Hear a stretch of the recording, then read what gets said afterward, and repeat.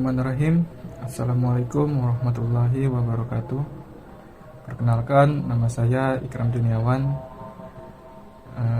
dengan NIM 22WSP 645 kelas 1B.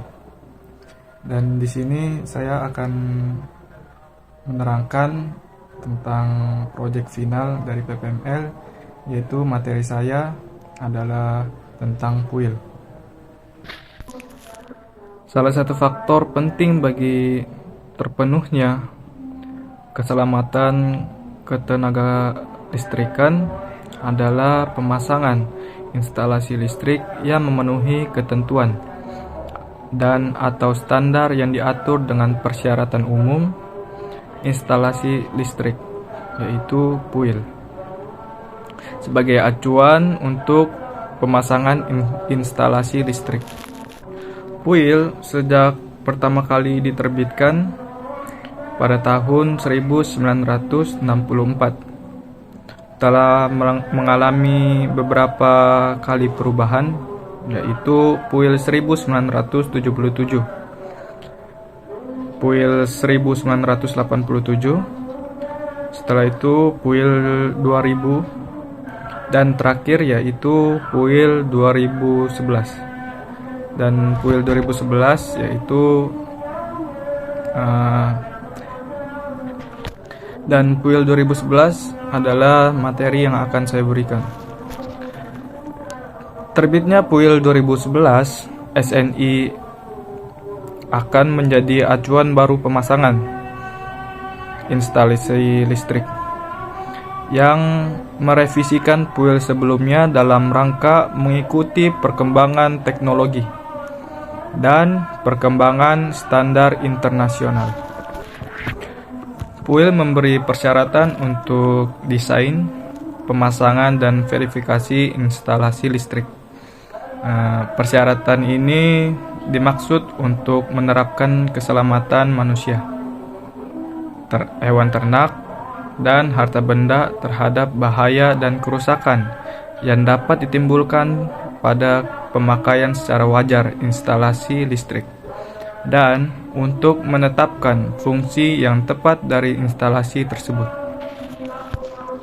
PUIL berlaku untuk desain, pemasangan, dan verifikasi instalasi listrik sebagai berikut. Yang pertama yaitu kompleks perumahan, dan kedua yaitu kompleks komersial, yang ketiga yaitu kompleks pabrik, yang keempat yaitu kompleks industri, dan yang kelima yaitu kompleks pertanian dan perkebunan, dan yang keenam adalah pembangunan prafabrikasi.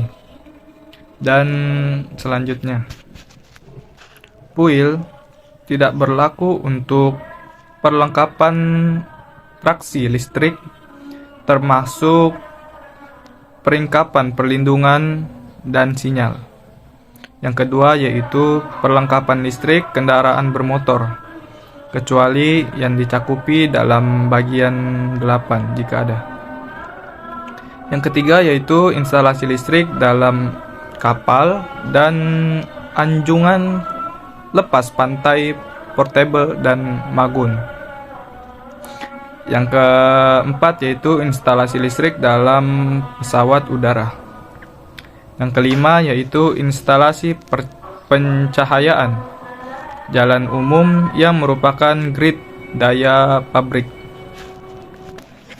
Perlengkapan listrik yang memenuhi persyaratan adalah yang memenuhi persyaratan standar perlengkapan tersebut. Sedangkan untuk perlengkapan listrik yang SNI-nya dinyatakan wajib adalah perlengkapan listrik yang sudah lulus pengujian sesuai dengan SNI terkait dan mendapatkan sertifikat produk pada lembaga. Sertifikat produk yang sudah diakreditasi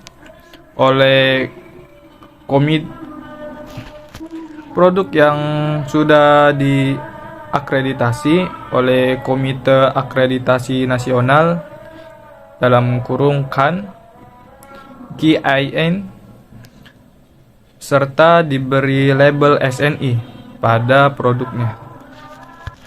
Untuk skema warna pada PUIL 2011 yaitu pertama, kabel berwarna hitam, coklat, dan abu-abu. Sedangkan untuk netral tetap pada sebelumnya yaitu warna biru. Dan untuk grounding berwarna hijau kuning. Menurut Peraturan Menteri Energi dan Sumber Daya Mineral Nomor 5 Tahun 2014 tentang tata cara akreditasi dan sertifikat ketenagalistrikan, sertifikat layak operasi untuk konsumen voltage rendah berlaku paling lama yaitu 15 tahun. Setelah itu dapat diperpanjang untuk jangka waktu yang sama. Hal ini berarti setiap 15 tahun instalasi konsumen voltage rendah harus diverifikasi ulang untuk mendapatkan sertifikat layak operasi yang benar. Pemeliharaan dan pemasangan perlengkapan listrik, perlengkapan hubungan bagi dan kendali, atau disebut dengan PHBK. Perlengkapan hubungan bagi dan kendali, atau disebut juga dengan PHBK, adalah perlengkapan listrik yang dimaksud untuk dihubungkan ke sirkuit listrik untuk keperluan pelaksanaan satu fungsi atau berikut, yaitu proteksi, kendali, isolasi, dan penyaklaran.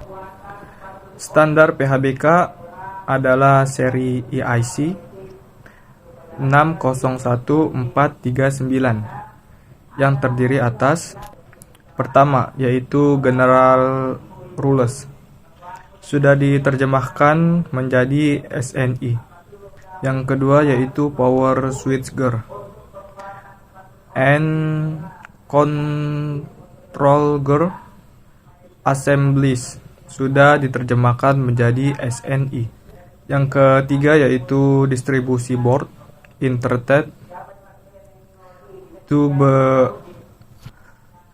operation by ordinary person, sudah diterjemahkan dalam bentuk SNI. Yang keempat yaitu Assemblies for Construction Cities, sudah diterjemahkan dalam bentuk SNI. Yang kelima yaitu Assemblies for Power Distribution. Dan yang keenam yaitu Busbar Trunking System.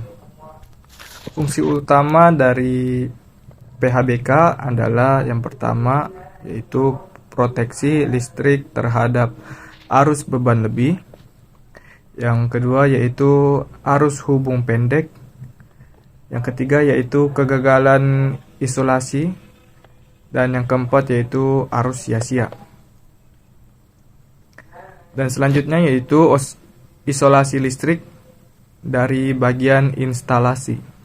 Yang pertama yaitu mengisolasian yang ditunjukkan jelas oleh induktor, mekanis tahan gangguan. Yang kedua yaitu sela atau penghalang berinsulasi disisipkan antara kontak terbuka terlihat jelas. Selanjutnya yaitu adalah kendali. Yang pertama yaitu penyaklaran fungsional. Yang kedua yaitu penyaklaran darurat. Yang ketiga yaitu berhenti darurat. Dan keempat yaitu penyaklaran off atau peralatan mekanis. Dan yang kelima yaitu penyaklaran lokal atau jarak jauh. Besar arus yang akan mengalir masuk dan keluar di PHB tersebut. Yang pertama yaitu peringkat arus rel. Dan yang kedua yaitu peringkat arus saluran masuk. Dan yang ketiga yaitu peringkat arus saluran keluar. Dan yang keempat yaitu peringkat kemampuan rel dalam menahan arus hubung singkat. Dan selanjutnya yaitu ada proteksi dan instalasi. Kinerja pengaman dan pemasangannya yaitu antara lain yang pertama yaitu tingkat proteksi, dan yang kedua yaitu metode instalasinya, dan yang ketiga yaitu jumlah muka operasinya, dan yang keempat peralatan ukur untuk proteksi, dan yang kelima yaitu bahan selengkapnya. Dan yang kelima yaitu bahan selungkupnya. Tempat pemasangan pada PHB yaitu yang pertama adalah ruang PHBK harus sesuai. Dan yang kedua yaitu penerapan PHBK terbagi menjadi 5, yaitu harus ditata dan dipasang rapi dan teratur dan ditempatkan dalam ruang yang cukup sehingga pemeliharaan dan pelayanan mudah dan aman, dan bagian yang penting yaitu mudah dicapai. Yang kedua yaitu semua instrumen ukur, tombol dan saklar harus dapat dilayani dengan mudah dan aman dari depan tanpa bantuan tangga, meja atau perkakas yang tidak lazim lainnya. Dan yang ketiga yaitu PHBK tertutup pasang luar harus dipasang dan tempat yang cukup tinggi sehingga tidak akan terendam atau waktu banjir. Dan juga harus cukup kuat.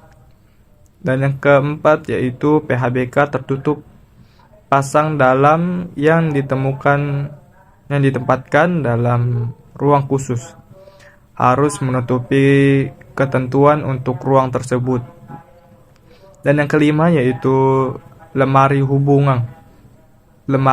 bagi kotak hubung bagi dan meja hubung bagi harus dipasang pada tempat yang sesuai, kering dan bertekstur cukup. Bila tidak, perlengkapan tersebut harus diamankan terhadap udara lembab. Penyambungan saluran masuk dan saluran keluar pada PHBK harus menggunakan terminal, sehingga penyambungannya dengan komponen dapat dilakukan dengan mudah dan teratur dan aman. Ketentuan ini tidak berlaku bila komponen tersebut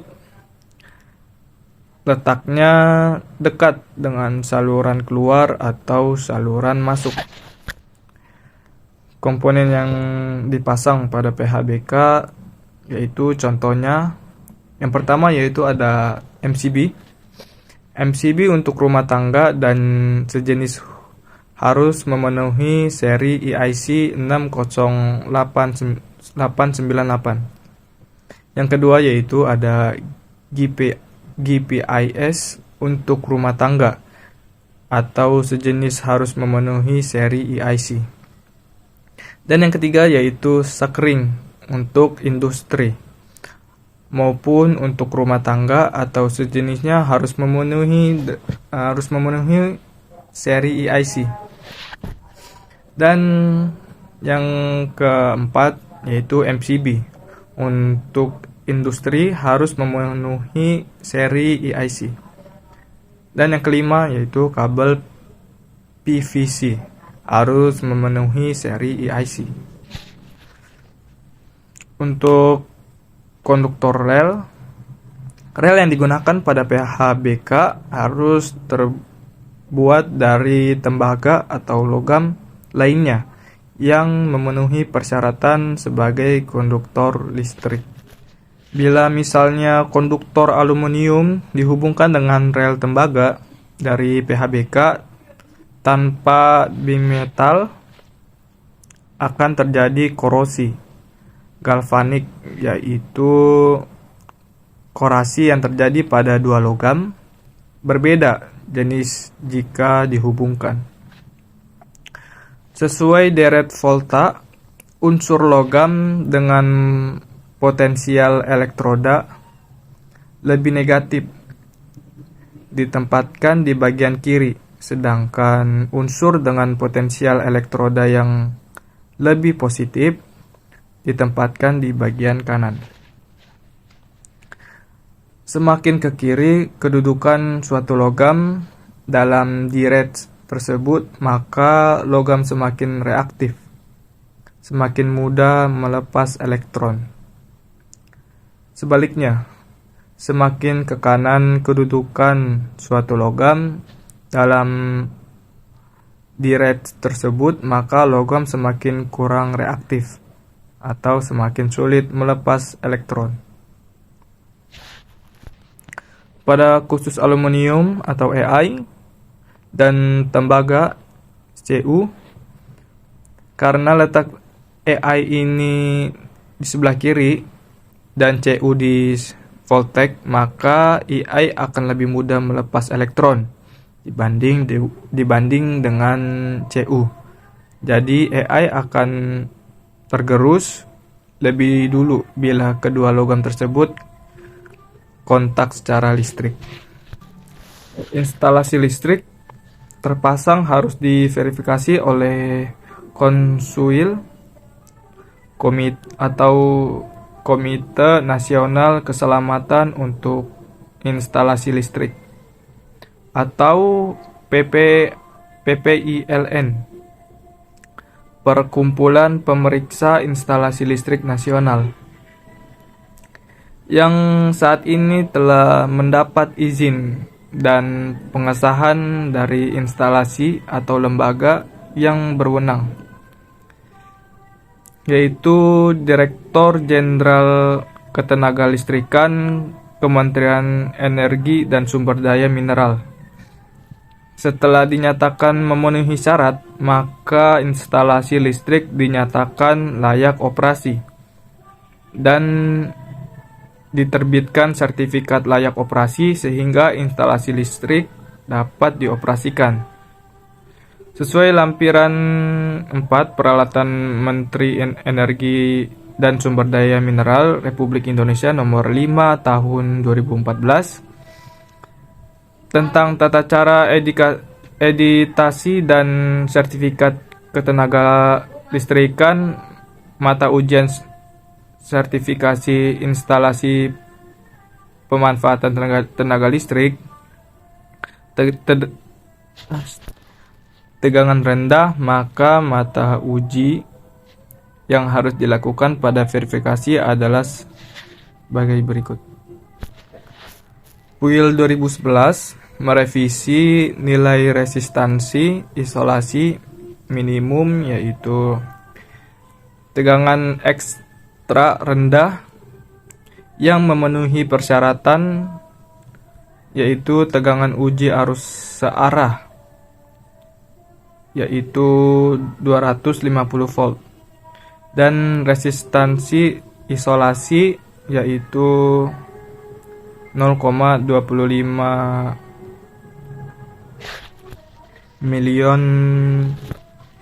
ohm sampai dengan 500 volt dengan pengecualian hal tersebut, yaitu tegangan uji arus searah yaitu 500 dan resistansi isolasinya yaitu 0,5 million ohm. Sedangkan di atas dari 500 volt yaitu 1000 volt bisa jadi, yaitu kurang lebih 1,0 million ohm. Demikian video dari saya, kurang lebihnya saya mohon maaf. Billahi taufiq wal hidayah. Assalamualaikum warahmatullahi wabarakatuh.